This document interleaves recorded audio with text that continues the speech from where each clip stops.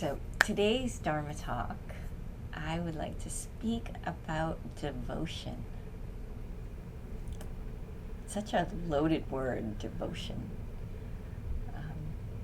People have all sorts of ideas about what devotion means, and many people, it has a negative connotation.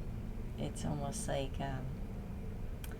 devotion sometimes for some people becomes synonymous with submissive or dominated or powerless, which is odd. But it happens in abusive situations because we're conditioned to believe certain things that aren't always beneficial for us. And one of the ways that conditioning can be pushed into us is through this concept of devotion. And so there's this undercurrent when it comes to that word. And then there's also the, when we say devotion, we think of saints and the saintly people, and don't we want to be that super good person? And so we'll find ourselves, caught in this weird place. So I want to break down that concept for you, because really devotion and to live in alignment with devotion is a beautiful and powerful stance. I'll let you in on a little secret. We are all devoted to something at all times. So as part of your pathway of self-discovery, part of your awakening is to discover what it is that you are truly devoted to. Sometimes that answer might surprise you, because sometimes we become devoted to self-protection. We become devoted to our fear. We become devoted to preventing others from knowing things about us. We become devoted to the status quo because it's comfortable, it's familiar. Even when it's uncomfortable, there's still a comfort in the familiar. So we're already living lives of devotion. It's just most people don't stop to consider it, to think about it. Because as I said, they have this idea of devotion as either something only saints do, so I'm not a saint, so I don't need to worry about it, or somebody who's being dominated uses this sense of devotion, the martyrdom, to deal with it. And they say, I put up with this horrible relationship because I'm devoted to this ideal of this structure, whether it's a parent-child or a spousal relationship or siblings, sometimes even friendship. We cling to this idea of devotion of no, I am a devoted friend, so I will let them treat me like crap over and over and over and over and over again. Which is ridiculous, because you're really not devoted to the friendship. You're devoted to your idea. So yeah, that's where devotion comes down to, is ideals and ideas.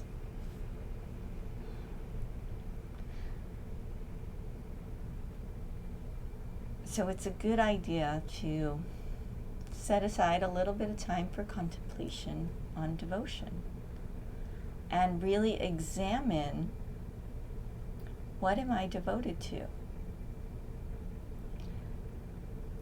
There'll be a couple different layers of this, because there'll be your idealistic devotion, the things that you want to be devoted to, like I'm devoted to world peace.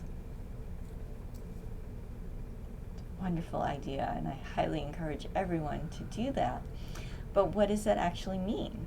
Is it just an abstract idea that you carry around? Or does your devotion actually have teeth? Are you actually invested in doing something about it? Are you making an effort every time you interact to do so from a place of peace? Or are you letting your aggression out to play? And then that devotion to world peace kind of takes a back seat because, oh wait, nope, I gotta fight my way on the freeway. I need to get my seat on the bus, get my elbows out, make sure nobody sits next to me, get my big bag. Self-protection. And in that moment we realize that, oh, I'm not devoted to world peace, I'm devoted to getting my way, to getting what I want right now. That's a very popular thing to be devoted to. And if you look at a lot of motivational speakers, that's what they promote. It's like you get your dream, your goal, and you devote everything to it. And I'm not saying there's anything wrong with that. You can become quite successful doing that. You can make a lot of money. You can gain a lot of power. You can accumulate a lot of stuff.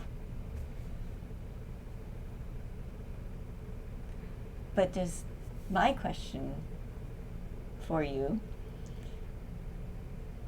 are you happy? Because when we practice proper devotion or right devotion, we have the Eightfold Path, and so we have right effort, right intent. So I'm going to add another one, right devotion. If we have that, then there is a purity to it. There's a strength. There is a clarity. And very often, that devotion that has those qualities has very little to do with us, with our sense of self. We find ourselves devoted to something greater than ourselves. That might be hard to name. We might call it enlightenment, we might call it peace, we might call it joy. And when we consciously devote our actions to that, our life opens and changes in ways we can't even imagine. Because we go from this struggle of constantly feeding the self and our fixed ideas of who we think we are, to being a servant of the divine, to being a servant of this endless river of light that is manifesting in this world.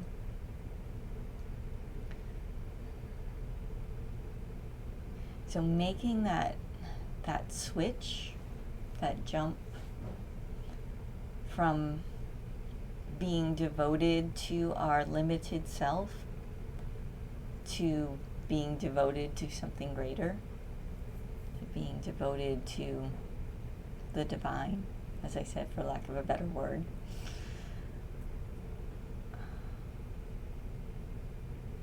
It can be a little tricky. And it starts with that contemplation, so don't skip that step. That's very tempting to do.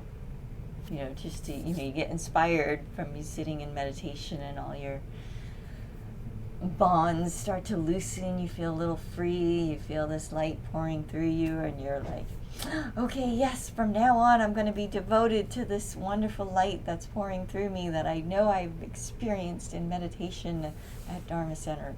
It's real, and yes, I'm going to devote myself to that 100%. And then you leave, and you start to come down a little bit. And then you get a little lax with your mindfulness. And then before you know it, you're back in the rat race, and you're struggling, and you're like racing through the aisle to get that last box of cereal because you see somebody else coming for it, and you're like, no, I need it. You're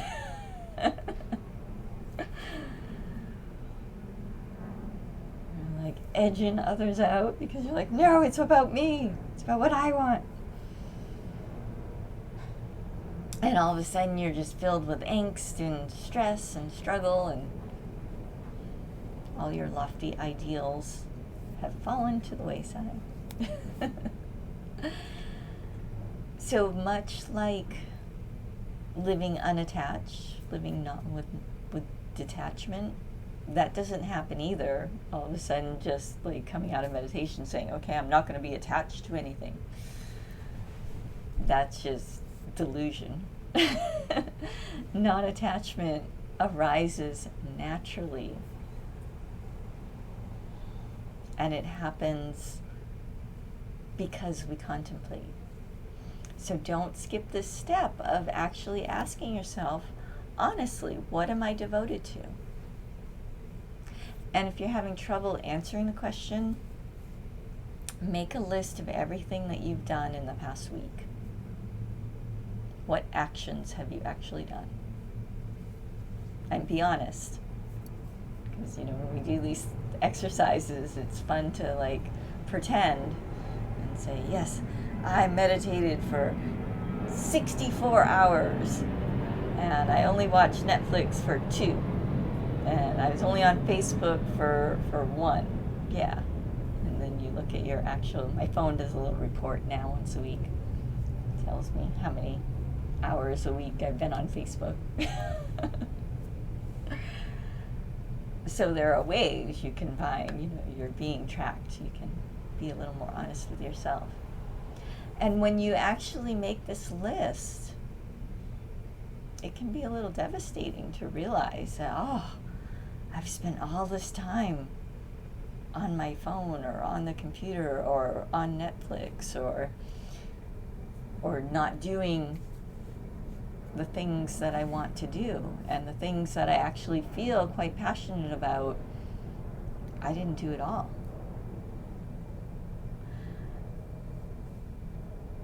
So when you get to that moment and you feel that devastation, don't give up. That's your wake-up call. That is where you dig in deep past the conditioning, past the false notions that you've been carrying around, and really start to examine and say, okay, obviously I've spent a lot of time on these tasks, these different activities. What made me do that? Where is my devotion? So am I devoted to this particular series on Netflix, which might be true, or am I devoted to taking care of my body and that was the only way I could get myself to rest and rejuvenate? And see, those are same activity, 2 very different motivations. But when we become clear on the motivation, it changes the energy that goes into that activity and what we get out of it. Because if we are doing an activity that is completely self-indulgent and it's just building and strengthening our sense of self, it's going to feel heavy, it's going to feel draining. Because that's a lot of work, it's a lot of energy to hold together a sense of self that is completely illusory, that is completely transient. But that's where most people spend all out of their energy, is just holding themselves together. But on the other hand, if it's to support this vehicle, this body that we are utilizing to communicate, then there's a certain lightness. There's a certain power that comes through. And it's important to remember that nobody can tell you what your motivation is. So that's where brutal self-honesty comes into play. Because there are people who will be delusional in either way. They'll actually be just trying to rejuvenate themselves, and then yet they'll call themselves lazy and filled with sloth. And then there are others who are actually filled with sloth and being lazy, and they're saying, oh no, I'm just rejuvenating myself. So again, this is where that really deep contemplation comes in. And asking yourself that question, what am I devoted to? Really helps to cut through and clarify your motivation behind different activities.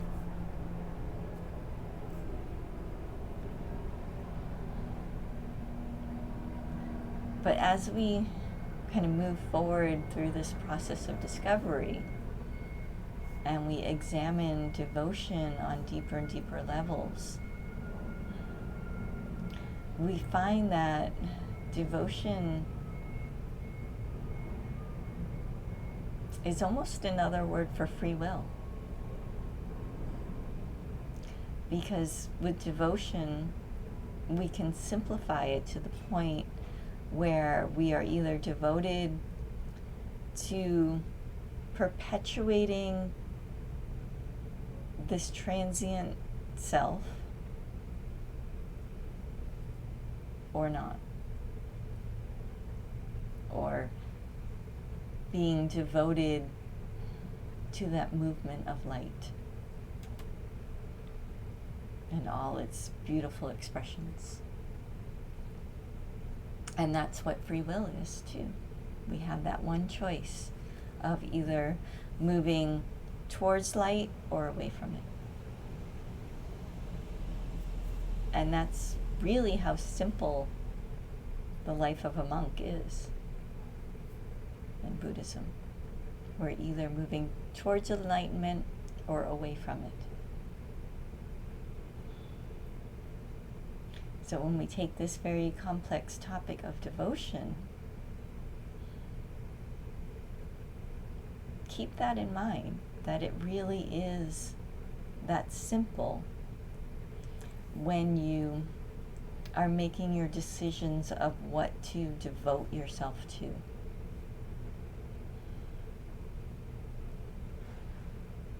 Because we are this movement of light. That's the best description that I've come up with. And it is ever changing, ever exploring, and yet there is this perfect stillness and spaciousness that is ever present,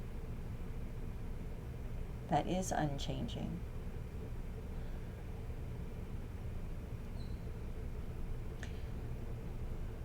So we can devote ourselves to knowing and embodying that.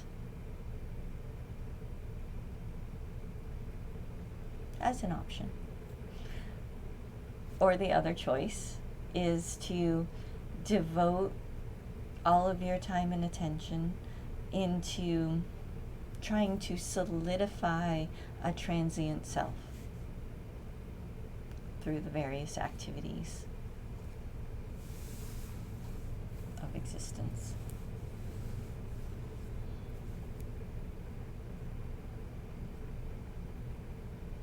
and again, going back to our motivational speakers, one isn't better than the other.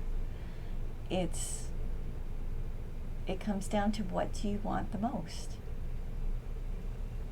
If you want to live a life of awakening, of unreasonable joy, of unconditioned peace, then what I've discovered is that this is the way. The way is of devotion, of being of service to that light,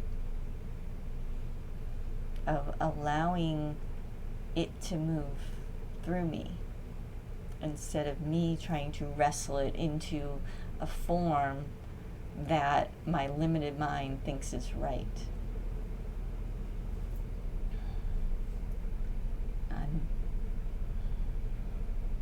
And it can be tricky. This is the tricky part, because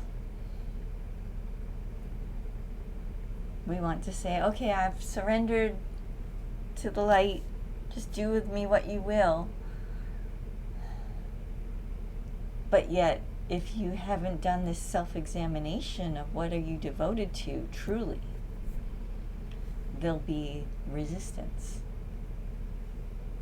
There'll be these impulses that arise and take you back through the same cycle of control, of trying to manipulate, of trying to hold together the idea of self that you are comfortable with.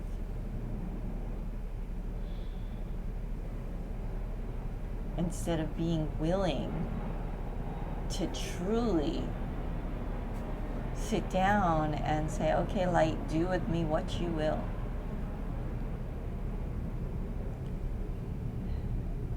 And it's not a passive thing. There's an active connection to be maintained. It's not like we become, the stone Buddha, where we're just sitting, unmoving, pretending nothing's hurting, pretending nothing is distracting us. It's not about just shutting down. Shutting down's easy. And my teacher would always say that. He's like, dying's the easy part, living's hard. Which is kind of ironic, the way that he went out. But he was like that. Full of irony.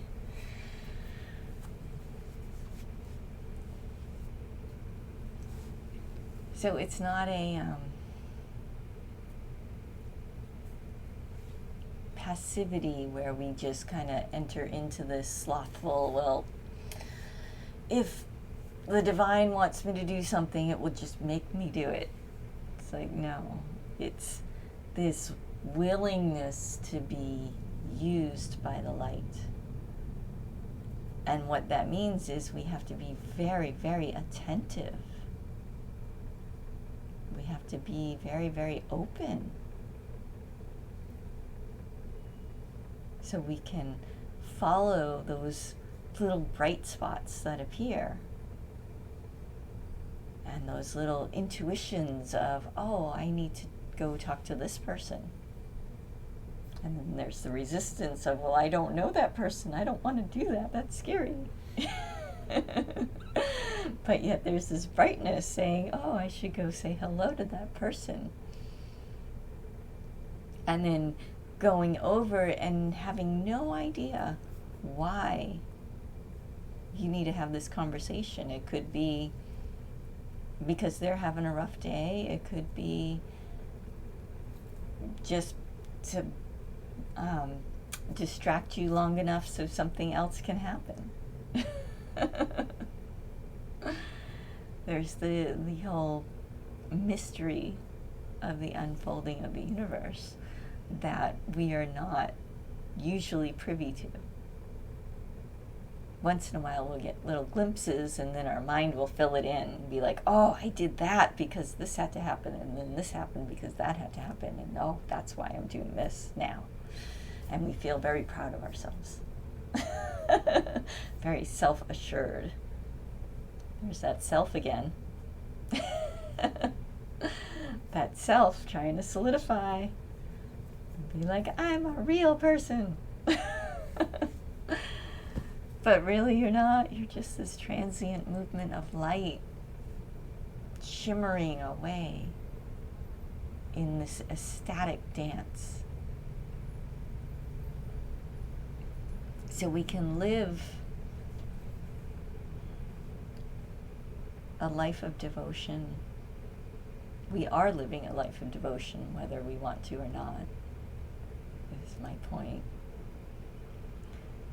But if we take the time to do that examination, then we can actually choose what we are devoted to. And I highly recommend the devotion to enlightenment, to actively seeking ways to be of service to that light in both very, very tiny ways and very grand ways. If we're open, the way is revealed to us little by little. It's like when we were out in Arches one night, we sat out, watched the sun go down, watched the moon rise, and the clouds came in and covered up the moon. It was pitch black, and we had to walk about a quarter mile back to the cars, and there was this really narrow trail to follow. It was pitch black, but we had a flashlight, so you shine the flashlight, and because it's so vast out there, the light just gets swallowed up. But the light was enough to show us where to step next. And that is what we are typically given in this world, in this pathway, is, oh, this is where you step next. And if we do it, then we've moved forward, and now the light has moved forward, and oh, that's where we step next, and next, and next. But if we're stuck in being devoted to the preservation of our transient self, we get frozen.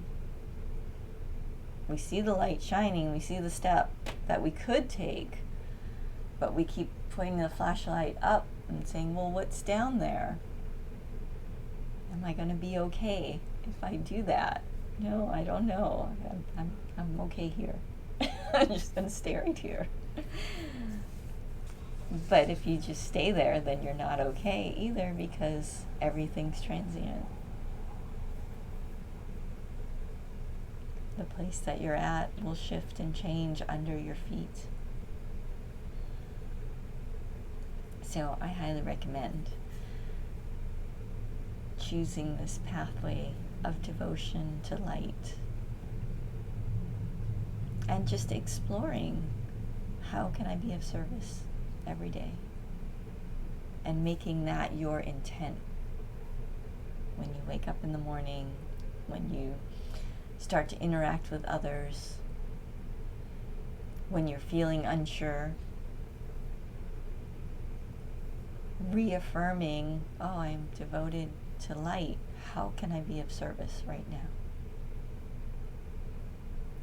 And letting yourself be open to what unfolds.